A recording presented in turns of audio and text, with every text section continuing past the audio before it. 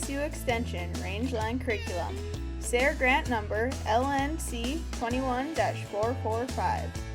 Come spend a day with us in the life of a farmer or rancher, through the good days and the bad.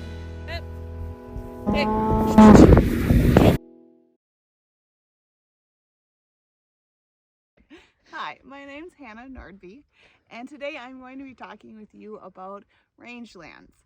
Something that I love about rangelands is that depending on what plants are on your prairies, it really tells a story, right? If you kind of dig deep and you know what you're looking for, it kind of helps show you the history of what has happened to that land. Another fun aspect of the different rangelands is being able to go out and go foraging for different plants. So today I'll be going through some different native plants that you can eat.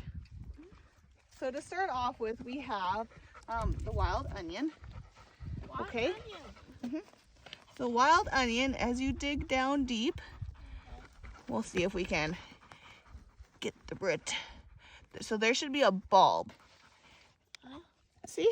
There's a little onion. And you can eat this. You can wash it off and eat it, and it tastes just like an onion. But this is wild onion. It's got like a white flower. Right now the flower's all dried up and everything. And then as you dig down deep, you'll see, you'll find the bulb. And it's quite tasty. Now, the next plant that we're going to be talking about is actually our state flower, is the wild prairie rose. And with the wild prairie rose, it'll have roses, right? That's the flower. And then from the flower, there's these rose hip buds. These buds are actually very high in vitamin C, and you can go ahead and you can eat them. But what you can do with the rose hips is you can dry them out and you can have rose hip tea. Like I said, you can eat the berries. What we are digging at right now is called American licorice. I guess the fun fact about American licorice is that you can dig up the root and you can eat the root. You can chew on it just like you would chew on licorice. It's got a tubular root, right? Peel it back. I guess for today's demonstration purposes, we can take a bite. It's pretty tart. Kind of tastes like radishes. Okay, so before just now we had been going over forbs. Right now we're going to introduce you to a shrub. So the shrub we'll be talking about is called buffalo berry. Another common name for it is bullberry. And it is a shrub, it's a bush that has really pointy thorns, is a good way to identify buffalo berry. It will also have bright red berries that are just, about the size right here of my bead on my bracelet.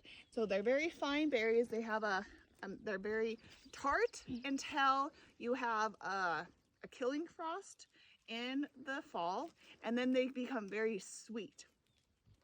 And so people will come out, they like to make buffalo berry jam.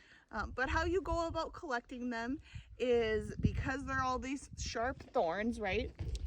People will go ahead and they'll throw a blanket over the bush, and then they'll take a baseball bat or a racket or something like that, and they will beat on the bush. And on the ground, you'll also want to have another blanket laying on the ground, and the berries will fall on the ground. And that's just an easy way to collect a lot of buffalo berries in a short period of time without pricking your finger a bunch as you're out foraging on the Badlands. And that's where we're at right now, is we're out in the Badlands, which is in western North Dakota. And this is a really great place to go out and go foraging.